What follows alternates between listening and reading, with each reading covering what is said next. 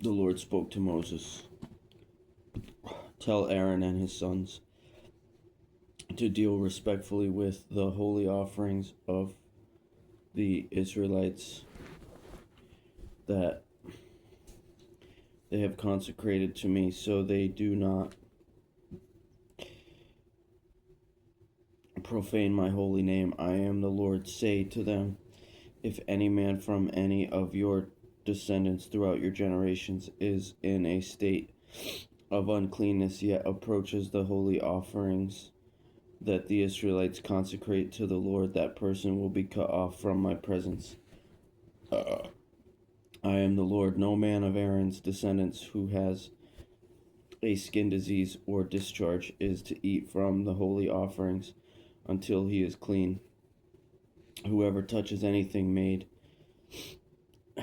unclean by a dead person or by a man who has an emission of semen, or whoever touches any swarming creature that makes him unclean, or any person who makes him unclean, whatever his uncleanness, the man who touches any of these will remain unclean until evening, and is not to eat from the holy offerings unless he has bathed his body with water. When the sun has set, he will become clean, and then he may eat from the holy offerings, for that is his food.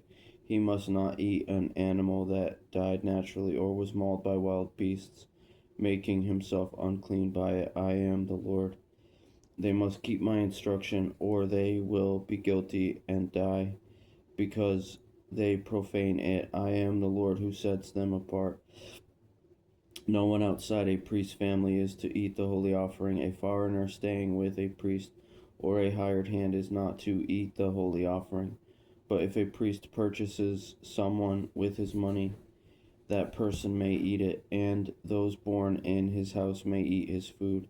If the priest's daughter is married to a man outside a priest's family, she is not to eat from the holy contributions. But if the priest's daughter becomes widowed or divorced, has no children, and returns to her father's house as in her youth, she may share her father's food, but no outsider may share it. If anyone eats a holy offering in error, he must add a fifth to its value and give the holy offering to the priest. The priest must not profane the holy offerings the Israelites give to the Lord, and have them bear the penalty of restitution if the people eat their holy offerings. For I am the Lord who sets them apart. The Lord spoke to Moses, speak to Aaron his sons and all the Israelites, and tell them, any man of the house of Israel or of the foreign residents in Israel who presents his offering, whether they present free will gifts or payment of vows to the Lord as burnt offerings, must offer an unblemished male from the cattle, sheep, or goats in order for you to be accepted. You are not to present anything that has a defect, because it will not be accepted on your behalf. When a man presents a fellowship sacrifice to the Lord to fulfill a vow, or as a free will offering from the herd or flock, it has to be unblemished to be acceptable. There must be no defect in it. You are not to present any animal to the Lord that is blind, injured, maimed, or has a running, sore, festering rash, or scabs. You may not put any of them on the altar as a fire offering to the Lord. You may sacrifice as a freewill offering any animal from the herd or flock that has an elongated or stunted limb, but it is not acceptable as a vow offering. You are not to present to the Lord anything that has bruised, crushed, torn, or severed testicles. You must not sacrifice them in your land. Neither you nor a foreigner are to present food to your God from any of these animals. They will not be accepted for you, because they are deformed and have a defect. The Lord spoke to Moses, when an ox, sheep, or goat is born, it must remain with its mother for 7 days. From the 8th day on, it will be acceptable as a gift, a fire offering to the Lord. But you are not to slaughter an animal from the herd or flock on the same day as its young. When you sacrifice a thank offering to the Lord, sacrifice it so that you may be accepted. It is to be eaten on the same day. Do not let any of it remain until morning. I am the Lord.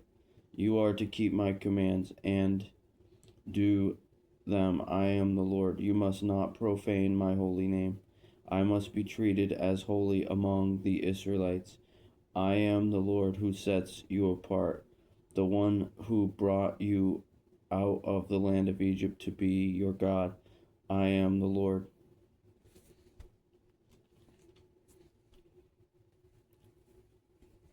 The Lord spoke to Moses, "Speak to the Israelites and tell them, these are my appointed times, the times of the Lord that you will proclaim as sacred assemblies.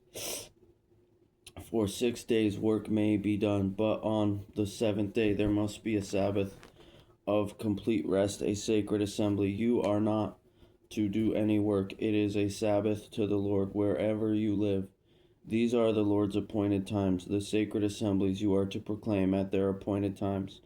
The Passover to the Lord comes in the first month at twilight on the 14th day of the month. The festival of unleavened bread to the Lord is on the 15th day of the same month. For 7 days you must eat unleavened bread. On the first day you are to hold a sacred assembly. You are not to do any daily work. You are to present a fire offering to the Lord for 7 days. On the seventh day there will be a sacred assembly. You must not do any daily work. The Lord spoke to Moses, "Speak to the Israelites and tell them, when you enter the land I am giving you and reap its harvest, you are to bring the first sheaf of your harvest to the priest. He will wave the sheaf before the Lord so that you may be accepted. The priest is to wave it on the day after the Sabbath. On the day you wave the sheaf, you are to offer a year-old male lamb without blemish as a burnt offering to the Lord. Its grain offering is to be 4 quarts of fine flour mixed with oil as a fire offering to the Lord, a pleasing aroma, and its drink offering will be 1 quart of wine.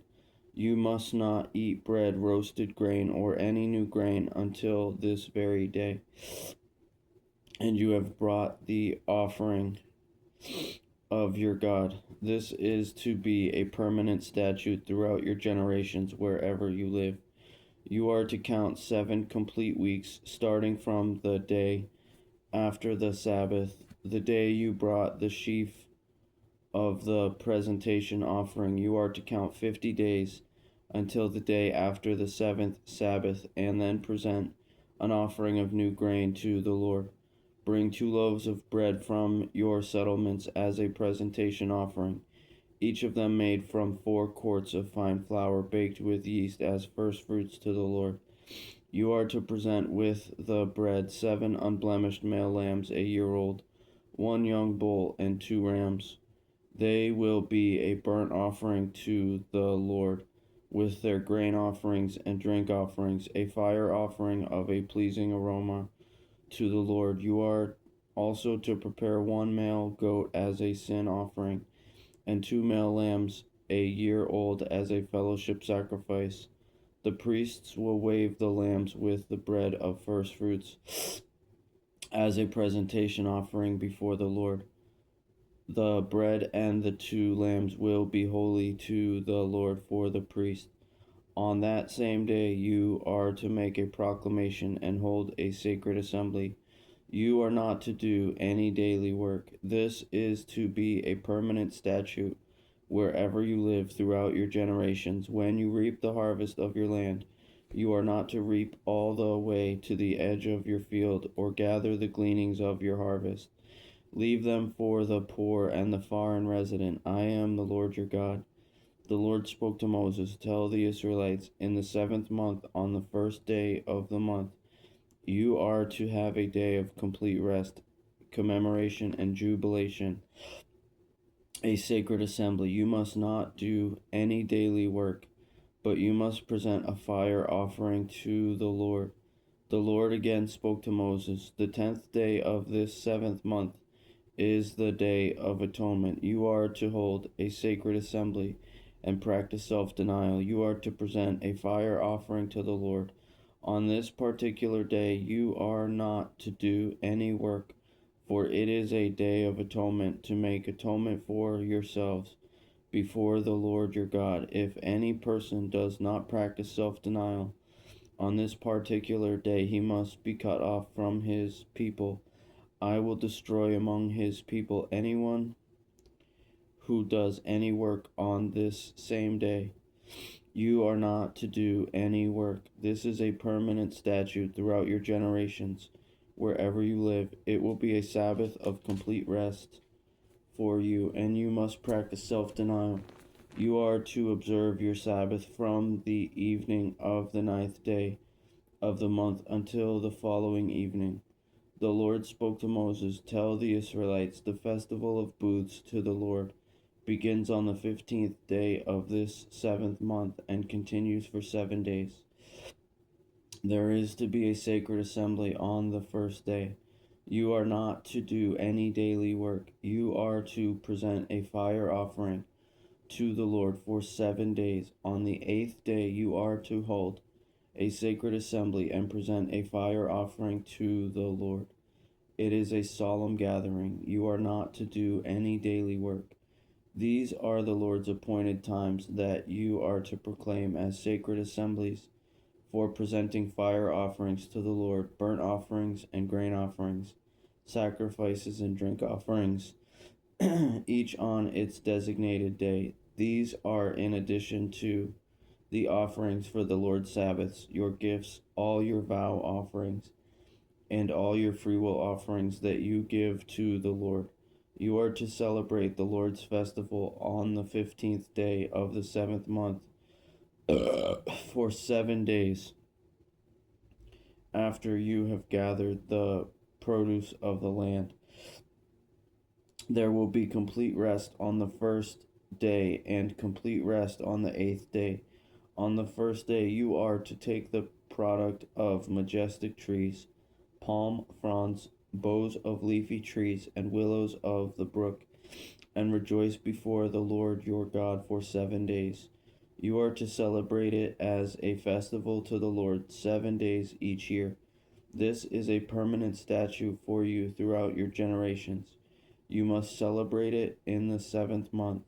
You are to live in booths for 7 days.